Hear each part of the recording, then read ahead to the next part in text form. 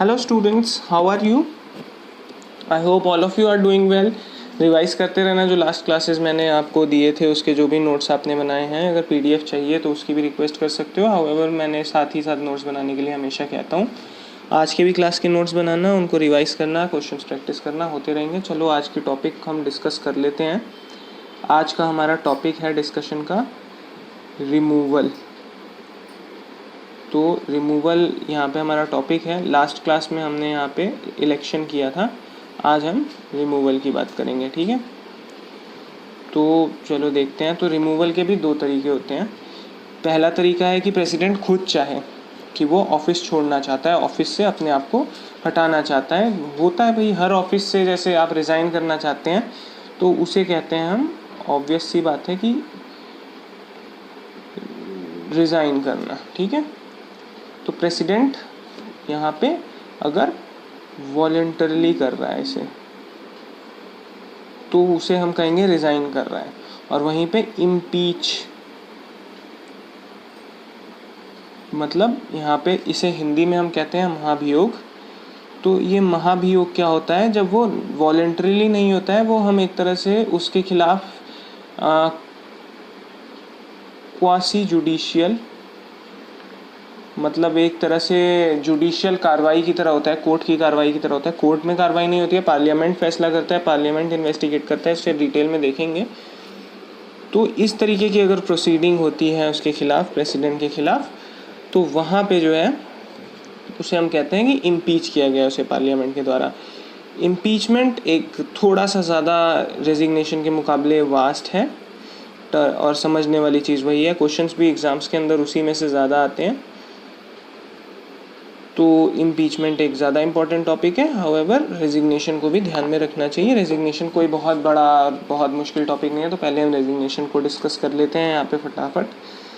तो रेजिग्नेशन आप यहाँ पे देख सकते हैं. रेजिग्नेशन मतलब क्या होता है? जैसे किसी भी ऑफिस से किसी को रिज़ाइन करना है, वैसे प्रेसिडेंट के ऑफिस से प्रेसिडेंट को रिज़ाइन करना है. इसमें कोई बहुत बड़ा रॉकेट साइंस नहीं है या कोई नया प्रोसीजर नहीं है. प्रेसिडेंट को रिज़ाइन करना है तो अपना रेजिग्नेशन सबमिट करना होगा. अब यहाँ पे सवाल ये आता है कि वो किसे सबमिट करेगा, है ना. प्रेसिडेंट सबमिट से इस तरीके के क्वेश्चन अगर आपने कभी प्रैक्टिस किया हो पहले मॉक टेस्ट वगैरह में भी, या लास्ट ईयर के पेपर्स भी देखेंगे, तो कई बार कई एग्जाम्स के अंदर यहाँ पे ये क्वेश्चन पूछा जाता है कि president submits his resignation to. तो that is simple vice president. Okay, but यहाँ पे एक और चीज़ आती है कि ये वाइस प्रेसिडेंट को तो वो एड्रेस करता है रेजिग्नेशन में, और वो स्पीकर, वो भी लोकसभा का स्पीकर, उसे वो कम्युनिकेट करता है. ठीक है, इस चीज़ को ध्यान रखना कि द रेजिग्नेशन, यहाँ पे मैं स्टेटमेंट आपके लिए पूरी लिख देता हूँ ठीक से, ताकि आपको समझने में आसानी हो. मुझे लग रहा है पाई चार्ट से आपको समझ में आ गया होगा. भाई आपको जो है कि वो बताना है प्रेसिडेंट को कि वो रिज़ाइन करना चाहता है, तो वो किसे बताएगा? वो स्पीकर को बताएगा. लेकिन वो स्पीकर को ये कहेगा कि मैं आपको बता रहा हूँ, सिर्फ ये कम्युनिकेट कर रहा हूँ आपको, मतलब ये आपको इन्फो दे रहा हूँ मैं कि आप ये बात किसे बता दें, ये बात आप ये इन्फॉर्मेशन आप उन तक पहुंचा दें, वाइस प्रेसिडेंट तक पहुंचा दें. तो जो उसकी रेजिग्नेशन होगी, जो रेजिग्नेशन वो लेटर लिखेगा, उसमें to vice president of India लिखेगा. ठीक है, तो any resignation address to the vice president shall forth will be communicated by him to the speaker of the Lok Sabha. Okay, मतलब resignation shall be communicated to speaker of Lok Sabha and addressed to vice president. ठीक है, ये ऐसे आप एक bullet point बना के लिख सकते हैं. तो इस चीज़ को ध्यान में रखना. रेजिग्नेशन में और कोई क्वेश्चन मुझे नहीं लगता किसी भी तरह से बनता है. तो अब हम अपने अगले मुद्दे की ओर जाते हैं, जो एक बड़ा मुद्दा है, गंभीर मुद्दा है. क्यों गंभीर मुद्दा है? क्योंकि वहाँ पे हम प्रेसिडेंट को इम्पीच करते हैं। इम्पीच करना मतलब होता है कि फोर्सफुली किसी गलत कार्य की वजह से, राइटिंग के लिए माफ़ी चाहता हूँ मैं, यहाँ पे काफ़ी ऐसे डॉक्टर वाली राइटिंग आ रही है मुझे लग रहा है, बट आई थिंक मैं बोल भी रहा हूँ तो आपको समझ में आ जा रहा होगा। कैपिटल में लिख देता हूँ फिर भी, आज ये काम भी नहीं कर रहा है मेरा इतने अच्छे से pen, sorry for that as well, but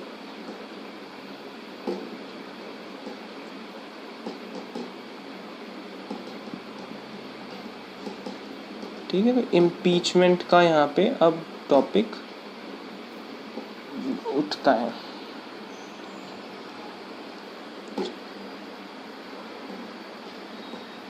I think आप सब समझ गए होंगे। तो जो टॉपिक अब हम यहाँ पे चर्चा करने जा रहे हैं, तो इम्पीचमेंट बड़ा टॉपिक क्यों है पहले तो ये देख लेते हैं। तो सबसे पहला सवाल उठता है कि भाई प्रेसिडेंट को इम्पीच हम करेंगे क्यों?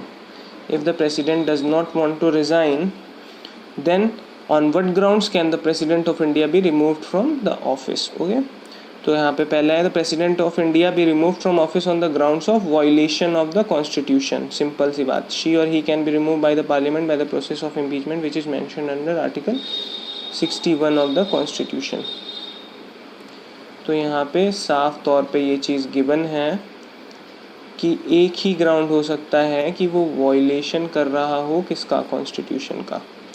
ओके, तो मतलब किसी भी तरीके के प्रोविजंस को, कॉन्स्टिट्यूशन सुप्रीम है, कॉन्स्टिट्यूशन ही हमारे लोकतंत्र को बचा के रखता है, क्योंकि ये साफ है कि constitution derives powers from home?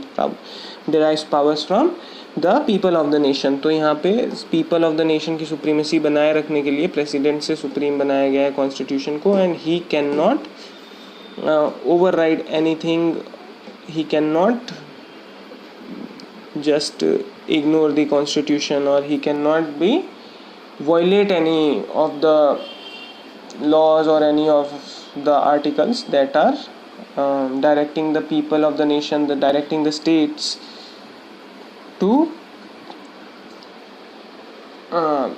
behave or to act in any given manner. Okay, तो grounds of violation of constitution is given here. तो अब ये सवाल उठता है कि ये चीज़ डिसाइड करेगा कौन? ये डिसाइड करेगा कौन कि जो हमारा कॉन्स्टिट्यूशन है उसकी वायलेशन हो रही है? तो वो डिसाइड करेगा आपका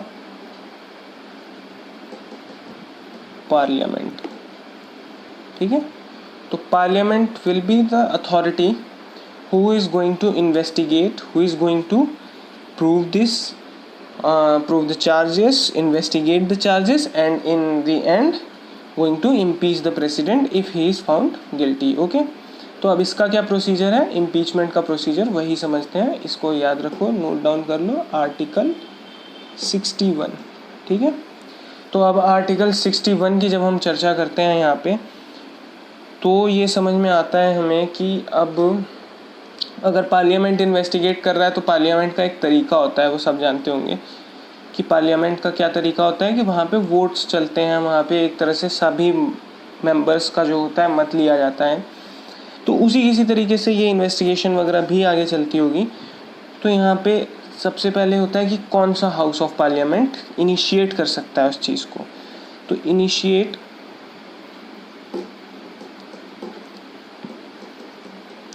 कौन कर सकता है? आइदर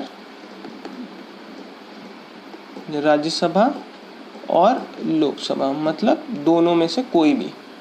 जिस भी हाउस में ये चीज़ किसी मेंबर को लगती है या मेंबर्स को लगती है कि the president has violated the constitution और is violating the constitution, then they may initiate the impeachment proceeding. ये बहुत ही क्वेश्चन है, बहुत बार पूछा गया क्वेश्चन है, कॉमन क्वेश्चन है, स्टार मार्क करके नोट डाउन कर लेना यहाँ पे कि इनिशिएट कौन करता है। तो आइदर आरएस और एलएस, मतलब आरएस मतलब जब भी मैं आरएस लिखूं तो मतलब राज्यसभा है, एलएस लिखूं मतलब लोकसभा है, ये चीज़ का ध्यान रखना। तो इस क्वेश्चन को मैंने खुद के एग्ज़ाम में भी कई बार आते हुए देखा है, उसमें इस तरीके से पैटर्न में पूछा होता है कि which of the following houses can start a proceeding again of impeachment against the president. Options में दिया होगा only Lok Sabha, only Rajya Sabha, both Lok Sabha and Rajya Sabha, और चौथे ऑप्शन में आपको कुछ भी लेजिस्लेटिव असेंबली या कुछ भी दे देगा, तो आपको यहाँ पे बोथ वाला ऑप्शन सेलेक्ट करना होता है, 2 मार्क्स पक्के। तो ये पॉइंट स्टार मार्क करके नोट डाउन कर लो, और ये हमेशा याद रखना कि इम्पीचमेंट प्रोसीडिंग्स किसी भी हाउस में स्टार्ट हो सकती हैं। तो अब इम्पीचमेंट एक बड़ा मसला है, ठीक है, ये कोई छोटी मोटी डिस्कशन का मसला नहीं है।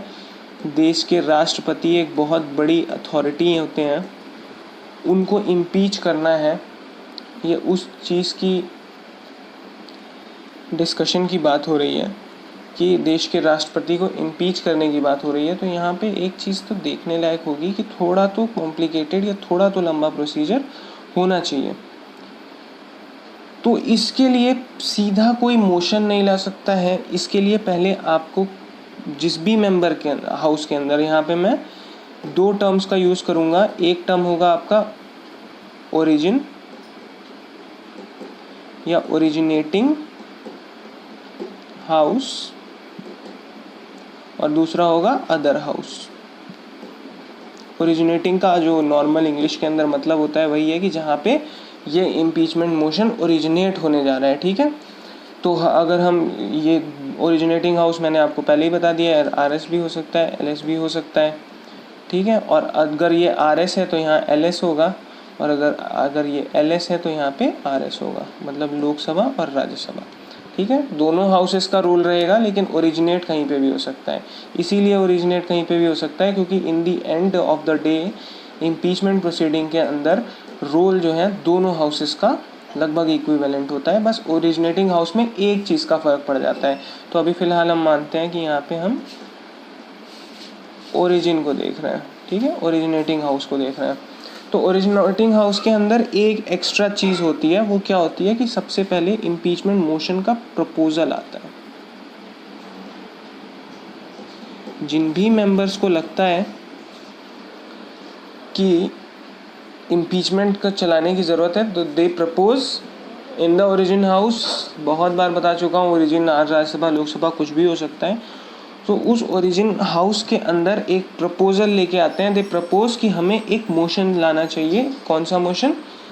एक इम्पीचमेंट मोशन लाना चाहिए जो राष्ट्रपति के खिलाफ होगा। मैं मोशन को आगे पार्लियामेंट के जब वीडियोस बनाऊंगा तो और क्लियरली डिस्कस कर लूँगा। मोशन आप इतना समझ लीजिए कि एक तरह से चर्चा होगी और उस पर एक फैसला किया जाएगा वोटिंग के थ्रू और लोगों के मत के थ्रू कि भैया ये होना चाहिए या नहीं होना चाहिए, ठीक है। तो यहाँ पे मोशन लाने का पहले प्रपोजल आएगा। अब वो प्रपोजल को अप्रूवल चाहिए होगा। अगर वो अप्रूव होता है तो ही इम्पीचमेंट मोशन लाया जा सकता है। तो अब अप्रूवल के क्या क्राइटेरिया है? अप्रूवल के सिंपल क्राइटेरिया है 10%, ओ नो नॉट 10%, सॉरी, 1/4 of total members of originating house, ठीक है। मतलब जिस भी हाउस में वो ओरिजिनेट हो रहा है उसके टोटल मेंबर्स के 1/4 की जो संख्या होगी, वो संख्या जो है अगर अप्रूवल देती है उस प्रपोजल को, अभी ये नहीं होगा कि 1/4 ने वो दे दिया तो इम्पीच हो जाएंगे, ये तो बहुत शुरुआती प्रक्रिया है अभी, ठीक है। तो 1/4 यानी कि 25% मेंबर्स अगर अप्रूव करते हैं कि हाँ भाई, अभी उन्होंने सिर्फ इतना जताया है कि हमें भी लगता है कि इम्पीच करना चाहिए, तो in case either of the house के 25%, दोनों में से किसी भी हाउस के 25% मेंबर्स अगर इस बात को लेके सहमत हो जाते हैं कि इम्पीचमेंट मोशन की ज़रूरत है, तो फिर उसी हाउस के अंदर एक इम्पीचमेंट मोशन आ जाएगा और फिर उस पर चर्चा शुरू होगी, ठीक है। तो अब जब चर्चा शुरू होगी तो यहाँ पे एक और बात नोट डाउन करने वाली है कि अब यहाँ पे हमारे देश के अंदर डेमोक्रेसी और कॉन्स्टिट्यूशनल लॉ चलता है, उसमें हर व्यक्ति को राइट है, किस चीज़ का राइट है? To be heard. उसकी बात सुनी जाए, इस चीज़ का राइट है। तो भैया ये राइट हमारे जितने भी कॉन्स्टिट्यूशनल राइट्स हैं या हमारे जो भी फंडामेंटल राइट्स हैं, जिस भी तरीके के राइट्स हैं, वो एक आम बंदे से लेके प्रेसिडेंट तक सब पे इक्वली लागू होते हैं, ठीक है। चाहे वो कोई प्रिविलेज होता हो या चाहे वो कोई आपका प्रिविलेज नहीं होता हो, कोई डिसएडवांटेज होता हो। तो यहाँ पे प्रिविलेज की बात होगी कि प्रिविलेज यहाँ पे राइट टू बी हर्ड हम प्रेसिडेंट से नहीं छीन सकते। तो they should be given a time period of 14 days and they should be allowed to represent themselves in front of the originating house. तो 14 दिन का नोटिस पीरियड जाएगा पहले कि भैया आपके खिलाफ 14 दिन बाद इम्पीचमेंट प्रक्रिया शुरू होगी, आप अपनी तैयारी कर लो, क्या क्या पक्ष रखने हैं आपको पार्लियामेंट के सामने, और उसके अलावा आपको रिप्रेजेंटेशन का भी मौका दिया जाएगा। आफ्टर ऑल दोज थिंग्स यहाँ पे हाउस फिर उसके बाद एक फैसला सुनाने पे आएगा कि भैया इनको इम्पीच करना है या नहीं करना है। तो सिंपल सी बात है, 2/3 मेजॉरिटी, 2/3 मेजॉरिटी अगर अप्रूव करती है यहाँ पे तो क्या हो जाएगा, मोशन पास हो जाएगा, ठीक है। तो ये ओरिजिनेटिंग हाउस में था मोशन, वहाँ पे अगर पहले 1/4 ऑफ द मेंबर्स को लगा कि हाँ भाई इन्होंने गलत काम किया है, तो एक सुनवाई चालू होगी, फिर प्रेसिडेंट को बुलाया जाएगा, उनसे पूछा जाएगा। अगर किसी ऐसे ही मतलब 25 भी नहीं 10% मेंबर्स को लगता है तो वो उनकी सोच हो सकती है, हो सकता है वो ना प्रॉब्लम हो, लेकिन एक सिग्निफिकेंट नंबर होता है कि भाई 1/4 1/4 मतलब 25% मेंबर्स को लग रहा है कि प्रेसिडेंट ने कॉन्स्टिट्यूशन को अवहेलना की है। तो यहाँ पे फिर ये तो जांच का विषय तो बन जाता है। तो जांच शुरू होगी, जांच होने के बाद प्रेसिडेंट से बात करने के बाद सब कुछ देख लेने के बाद अगर पार्लियामेंट के 2/3, ये एक स्पेशल मेजॉरिटी का नंबर आ गया, 2/3 बहुत बड़ी संख्या होती है, मतलब अगर 300 मेंबर्स आ देयर तो 200 आउट ऑफ देम, ये चीज़ आंकड़ा मैं आपको समझाने के लिए कह रहा हूँ, इससे ज़्यादा संख्या होती है। राज्यसभा में 245 हैं और लोकसभा में 543 मेंबर्स हैं आर प्रेजेंट देयर। तो यहाँ पे उस तरीके से अगर 2/3 किसी भी जगह के अगर प्रेसिडेंट के 2/3 लोग एक चीज़ की मत को मान रहे हैं कि सही है और वो हमारे चुने हुए रिप्रेजेंटेटिव हैं, अगर उन्हें भी लगता है, तो ये संख्या 1/4 को अगर लगता है कि प्रेसिडेंट ने वो किया है तो प्रोसीडिंग स्टार्ट होगी। और अगर 2/3 को ये मान्य हो गया कि उन्होंने गलत किया है तो मोशन पास हो जाएगा, ठीक है। तो ये तो बहुत सिंपल समझने वाली बात है कि भैया 25% लोगों को लग रहा है कि कुछ गड़बड़ है तो जांच तो होनी चाहिए, और अगर 2/3 मेजॉरिटी को ये लग गया कि हाँ भैया गड़बड़ है तो फिर जांच नहीं, फिर तो फिर कार्रवाई होनी चाहिए, सीधी बात है। तो कार्रवाई तो हो गई, मोशन पास हो गए यहाँ पे ओरिजिनेटिंग हाउस में। तो अब अदर हाउस का क्या रोल है, तो अब हम उसको देख लेते हैं यहाँ पे कि अदर हाउस का आपके क्या रोल है, ठीक है।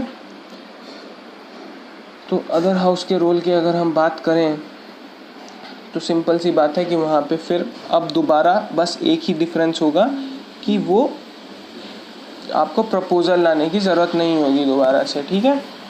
और जब दोबारा से प्रपोज़ल लाने की ज़रूरत नहीं होगी तो क्या होगा, सीधा इन्वेस्टिगेशन स्टार्ट करेगा वो हाउस।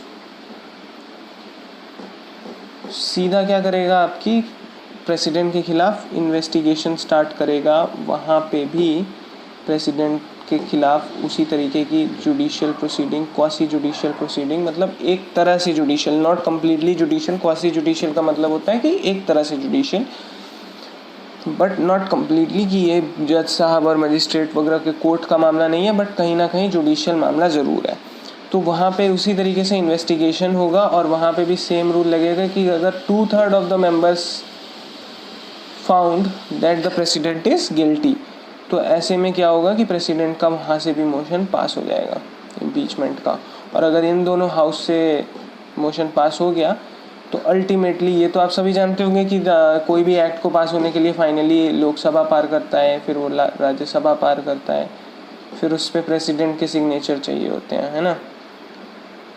तो अब आप ये बताओ कि अगर प्रेसिडेंट को ही निकालने का मोशन है तो प्रेसिडेंट कभी उस पर सिग्नेचर करेगा?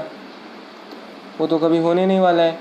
तो इम्पीचमेंट मोशन में सिंपल सी बात है कि अगर वो यहाँ पे इन दोनों स्टेजेस को पार करता है तो it will be deemed passed.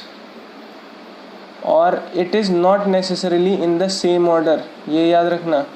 वो हो सकता है ऐसे भी हो सकता है वो इस ऑर्डर में भी हो।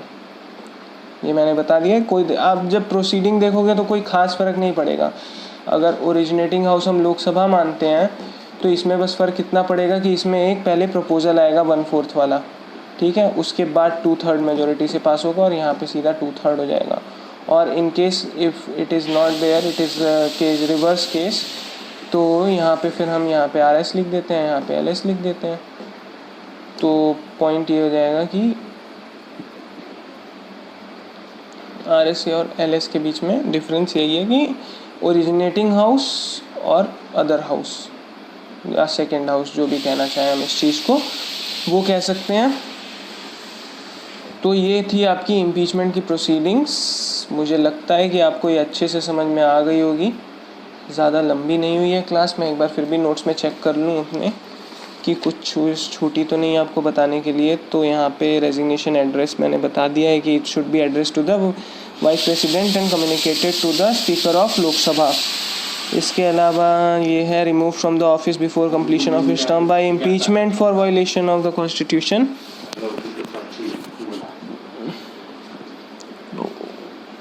उसके बाद ये है फिर आर्टिकल 61। मैंने आपको बता ही दिया था कि impeachment is described in article 61। इसके अलावा जो है initiated in either house of the parliament, Lok Sabha Rajya Sabha किसी में भी हो सकता है। Impeachment motion can be introduced only when not less than 1/4 of the total member. वही इम्पीचमेंट मोशन को इंट्रोडक्शन के लिए 1/4 मेंबर्स के अप्रूवल की ज़रूरत होती है। उसके बाद 2/3 इन बोथ द हाउसेज, ये सब मैंने बता दिया है। Have the right to appear and to be represented at such investigations, ये भी मैंने बता दिया है। दूसरा हाउस अगर सस्टेन करेगा चार्जेस, ये हो चुका है। 2/3 मेजोरिटी बोथ द हाउसेज में। क्वासी जुडिशियल इन नेचर कई बार बता दिया मैंने। वैकेंसी ऑफर्स, हाँ ये एक बात रह गई थी कि in case resignation, impeachment, death या अदरवाइज किसी भी वजह से वैकेंसी आती है प्रेसिडेंट के ऑफिस में, तो प्रेसिडेंट की कुर्सी का चार्ज कौन संभालेगा, कौन वो जिम्मेदारियां संभालेगा? तो there should be the vice president. Okay, तो यहाँ पे यही स्टेटमेंट है कि due to his death, resignation, impeachment और otherwise the vice president assumes the office. ठीक है, तो यहाँ पे अज्यूम्स द ऑफिस। ठीक है ना। तो आज की क्लास में हमने जितनी चर्चा करनी थी वो हमने कर ली है। टॉपिक हमारा ये वाला भी कंप्लीट हो गया है, रिमूवल ऑफ प्रेसिडेंट का। आगे अब हम नेक्स्ट क्लास में देखेंगे list of powers of Indian president. तो ये एग्जीक्यूटिव पावर्स हैं, लेजिस्लेटिव पावर्स हैं, judicial power, military power, diplomatic power, emergency power, ordinance making power है। ठीक है, तो इनकी हम चर्चा, इनको इलेबोरेट करेंगे अच्छी तरीके से, इनकी हम डिटेल डिस्कशन करेंगे। कब करेंगे वो हम नेक्स्ट क्लास में करेंगे, जल्दी करेंगे। तब तक आप इस चीज़ को रिवाइज कीजिए। तब तक के लिए जय हिंद।